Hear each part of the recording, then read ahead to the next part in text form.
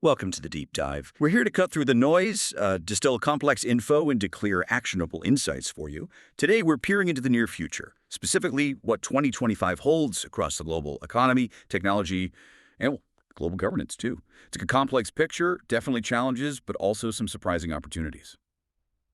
Yeah, our mission is really to pull out the most important nuggets you need to be well-informed about the year ahead. We've gone through reports from places like Deloitte, Morgan Stanley, the World Bank, Mock Partners, the Stimson Center. Quite a stack. So let's unpack all of this, give you that shortcut to foresight. We all felt that economic turbulence lately, haven't we? And look into 2025, the global growth picture, it seems to be slowing. What's the overall forecast there? What's the main takeaway? Well, the consensus definitely points to a significant deceleration. Global growth is projected to weaken down to an average annual rate of about 2.9% in 2025. Now, that's down from 3.3% in 2024. And it marks the slowest pace, really, since the COVID-19 pandemic hit. I think the key thing isn't just the number itself, 2.9%. It's that we're looking at a period of sustained low growth. It means decisions, investment, hiring, they become potentially more sensitive to shocks, like navigating choppier waters for longer than we're used to. Sustained low growth. Okay, that sounds like a tricky environment. What's really driving it? Is it mostly these trade tensions we keep hearing about? Trade tensions are a major force, yes, particularly the new U.S. trade policies. They're sort of crimping demand globally, but it's almost like a structural shock to the world economy now. Global trade, just in goods and services, is forecast to grow only 1.8% in 2025. That's quite a downgrade, 1.3 percentage points from earlier projections. It just reflects this massive uncertainty, right, around tariffs, how they'll be implemented, potential retaliation. All that dampens investment growth. Right. Okay, so with this slowdown in tariffs, my mind immediately goes to prices. Inflation. What's the outlook there? Especially for the U.S., given those specific pressures. Globally, the trend is still towards inflation losing steam, slowing to maybe 2.1% in 2025. However, yeah, the U.S. really stands out. It's an outlier. Here, inflation is actually expected to accelerate. It could peak in 2025, somewhere between 3 and 3.5%, probably in the third quarter. A lot of that is companies passing on some of those tariff costs to us, the consumers, and also things like immigration restrictions potentially contributing to labor shortages and services, pushing up wages and prices. So central banks globally might be looking to cut rates because of the slowdown. Exactly. Lower inflation, slower growth makes rate cuts more likely in many places. But the U.S. Fed might hold steady, while governments, maybe U.S., Europe, China, are looking to spend more, potentially increasing deficits. How does this whole backdrop shape things for emerging markets? That's a really crucial connection. Emerging market and developing economies, EMDEs, they're set to slow quite significantly, down to 3.8% growth in 2025. That includes China. Even with government support, growth there is expected to slow to 4.5% in 2025. Partly those U.S. tariffs, partly ongoing weakness in their housing sector.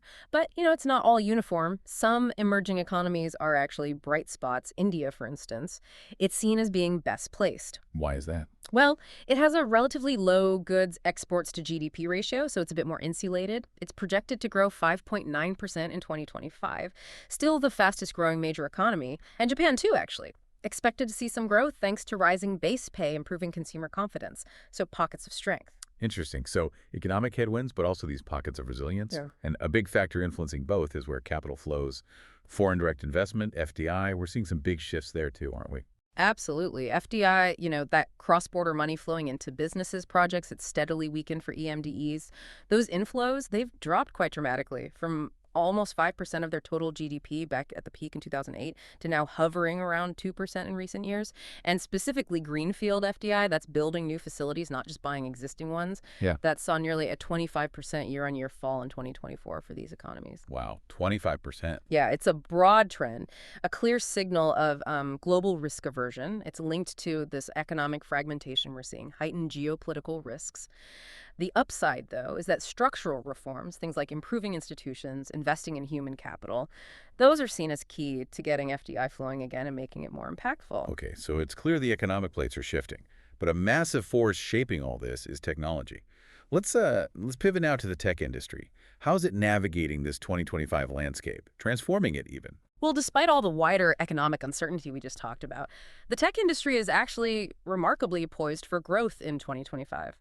A lot of that optimism is fueled by projected IT spending increases, about 9.3% globally, and crucially, huge investments pouring into artificial intelligence, worldwide spending on AI. It's anticipated to grow at a compound annual growth rate of, wait for it, 29% between 2024 and 2028. 29% CAGR. That's huge. It's a massive wave, and tech companies are definitely riding it. Okay, let's dive into generative AI specifically, because that feels like where so much is happening right now. How's it reshaping software development within the tech industry itself? Well, tech companies are just way ahead of other industries here. Over 18% of tech firms are using AI to actually produce goods or services. Compare that to only 12% in, say, professional services. A big reason for their optimism. They're using Gen AI tools aggressively to write and test code. Like, 56% of tech execs report using it for coding. 56%. Only 33% in non-tech sectors. And think about the impact the productivity gain just from Gen AI coding in the U.S. alone could be worth something like $12 billion a year. 12 billion. Yeah. Just from coding assistance. Yeah. It's a massive game changer for speed, for efficiency.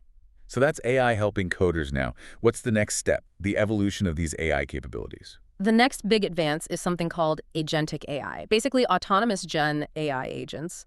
They can complete complex tasks with minimal human oversight.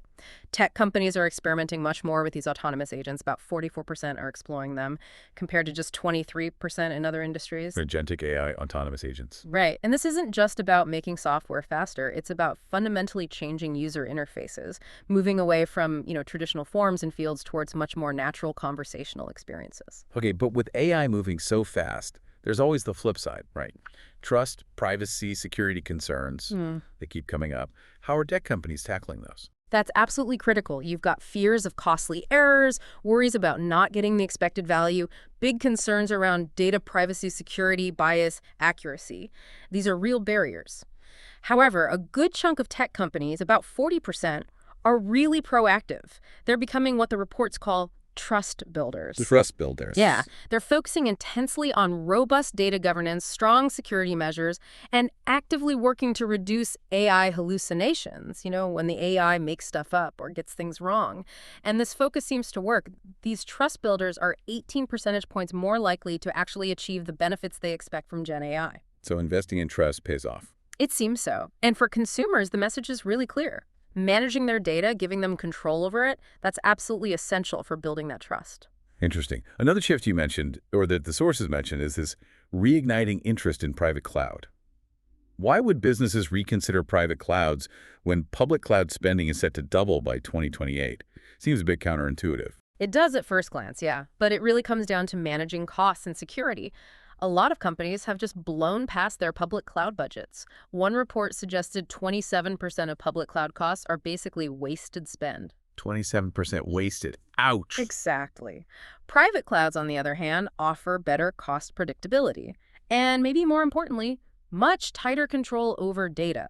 That's becoming super critical as Gen AI models are trained on potentially confidential information. Plus, you have data sovereignty concerns keeping data within a specific country's borders. That's growing too. So providers are adapting. Yeah, tech providers are responding. They're offering easier to implement hybrid solutions, blending the flexibility of public cloud with the control of private resources. Kind of the best of both worlds. And how are tech companies adjusting their overall strategy then to meet these evolving customer demands for more sort of holistic solutions? Enterprises want end-to-end solutions now, especially for these complex multi-cloud setups they often have. And that's driving a big shift in how tech providers grow.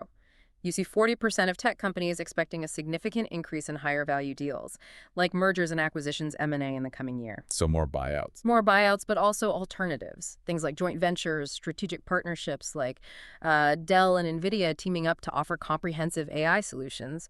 These kinds of partnerships can reduce complexity and costs for the customer while letting the providers improve their offerings. It's about creating synergy, really. Okay, so beyond the economy and the tech shifts, 2025, it also brings this increasingly complex risk landscape.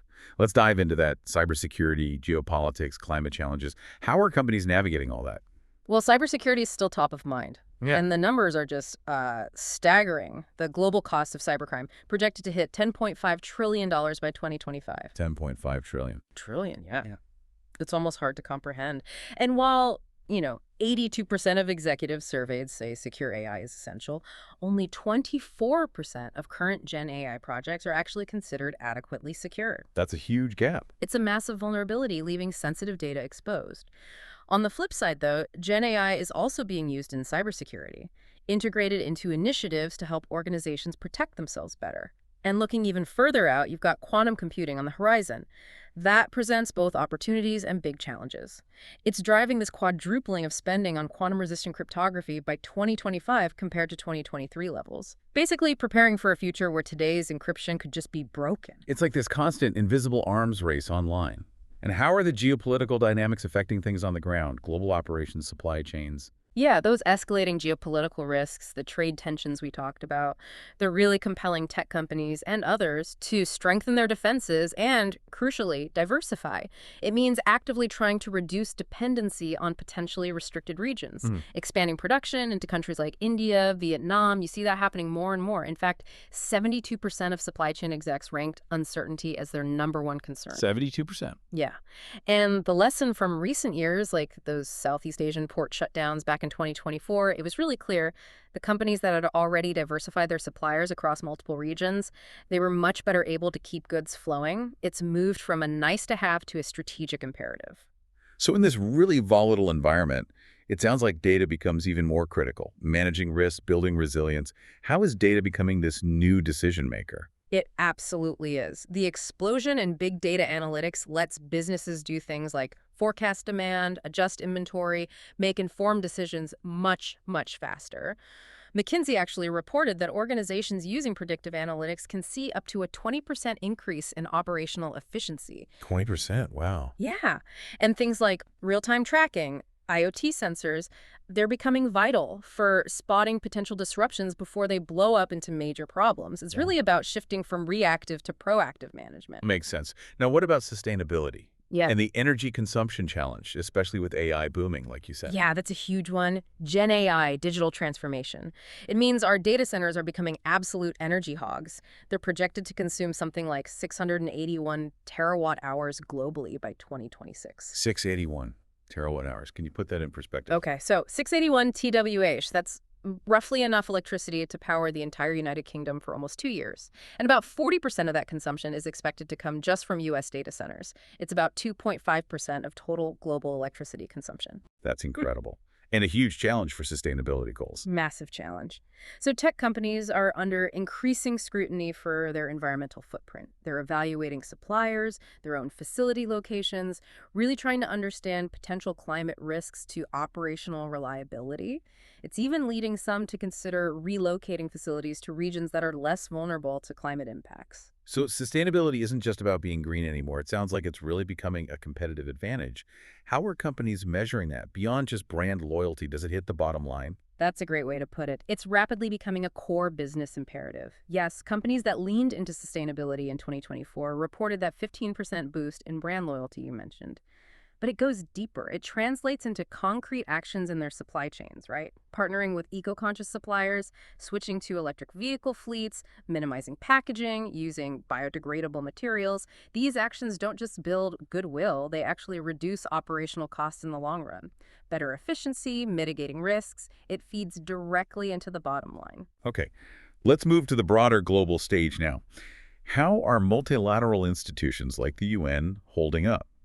What's the outlook for global governance in 2025 with all these pressures? Well, multilateral institutions, the whole international legal order, they're definitely under considerable pressure. The United Nations in particular is facing what's been called an extreme liquidity crisis. Right. Annual budget shortfalls in some UN bodies are running as high as 30–40%. That's severe. 30 to 40% shortfall. Yeah. But efforts are underway to try and strengthen and reform global governance. Notably, there's the Pact for the Future that was adopted at the Summit of the Future in September 2024. Progress on its goals is described as slow yet visible. So it suggests a difficult path, but maybe some movement towards reform. And how does this pact and maybe other initiatives aim to revitalize this system that seems so strained? The pact essentially offers a roadmap for what many see as long overdue system-wide structural changes. Things like reforming the international financial architecture, strengthening the Security Council. Plus, there's the UN Secretary General's UN80 initiative, launched in March 2025. That aims to modernize the UN, focusing on its core strengths, improving system-wide efficiencies. These efforts are pretty crucial, especially given the steep funding cuts that are anticipated. It's about trying to make global cooperation more agile, more effective, even with fewer resources. Okay, beyond those big governance efforts, what about specific new tax and regulatory changes? What should businesses, especially tech companies, be bracing for in 2025? There are several significant shifts taking effect. Globally, there's Pillar 2. That aims to make sure multinational companies pay a minimum tax rate of 15% in pretty much every country they operate in. 15% minimum everywhere. Basically, yeah. It requires much more detailed financial reporting across different jurisdictions. Then in Europe, you've got the DATAC 7 directive. That forces digital platforms to report the income earned by sellers based in the EU. And alongside that, many European countries are adopting mandatory e-invoicing requirements, trying to standardize and track transactions better. And what about regulations around AI and content? That seems like a really fast-moving area, especially with everything we discussed earlier. It is, and it's critical. Tech companies selling products or even just serving ads in a country, they must comply with that country's specific privacy and content rules. That means a much bigger focus on data collection, data governance, and crucially, the EU's AI Act. That's classifying AI projects by their level of risk. And the provisions for unacceptable risk AI, those become obligatory as of February 2025. Unacceptable risks, Yeah. like what? Things like AI used for social scoring by governments or real-time biometric identification in public spaces, those are effectively banned. This really compels global tech companies, wherever they're based, to make sure their AI systems meet high standards for transparency, accountability, right from the start, or face potentially huge penalties. Right. So how are all these regulatory pressures, plus maybe external pushback, shaping the whole ESG landscape, environmental, social governance? We seem to be moving from what's been called an ESG growth era into more of an ESG maturity era. Okay, what does that mean practically? It means ESG is becoming less of a spotlight-grabbing emerging differentiator for fundraising and more of a core fiduciary responsibility, something companies need to manage well, perhaps more quietly, in specific areas. A key example is diversity, equity, and inclusion, DEI. It's seen some very public deprioritization, partly due to successful campaigns against things like affirmative action, plus increased litigation risk. But interestingly, the internal DEI functions things like anti-discrimination efforts, ensuring fair practices, those seem to be showing resilience. It suggests maybe a shift towards a more foundational, less outwardly performative approach. So companies aren't necessarily abandoning ESG, but maybe using this pressure as a chance to rethink and refine their commitments. Focus on what's most material. Exactly. That's how some are seeing it. An opportunity for corporations to sort of right-size their focus onto the ESG issues that are genuinely material to their business. So instead of adopting generic, maybe broad targets, they're prioritizing what you might call common sense ESG issues. Things like worker health and safety, robust cybersecurity risk management, ensuring environmental compliance, employee engagement. Things directly linked to the business. Precisely. Areas directly linked to reducing operational costs, decreasing the risk of litigation, and high-quality ESG data, which, by the way, takes maybe 2-3 years to establish properly. That's becoming absolutely critical. It's needed to link ESG performance directly to financial returns, to support profitability, even enhance exit multiples when a company is sold. It's about making ESG a tangible, value-driving part of the business itself. Wow. Okay, what a deep dive into 2025 that was. We've really covered a lot. Global economic shifts, those huge tech advancements, the ever-present risks, geopolitics, and this evolving world of governance and regulation. Yeah, the interconnectedness is just undeniable, isn't it? Yeah. You see how tariffs affect global growth, how AI is transforming whole industries and governance. It's really clear that understanding these dynamics isn't just, about having the knowledge, it's about gaining foresight. Indeed. 2025 really is shaping up to be a year not just about sort of surviving disruptions, but potentially thriving within them, embracing new tech, building resilience into, well, every part of your operation, staying agile. That seems key. So thinking about all this, what does it actually mean for you? As you consider your own path forward, how will this delicate dance between global collaboration and maybe more national interests, how will that ultimately shape the opportunities and the challenges you choose to explore in the coming year? Something to think about.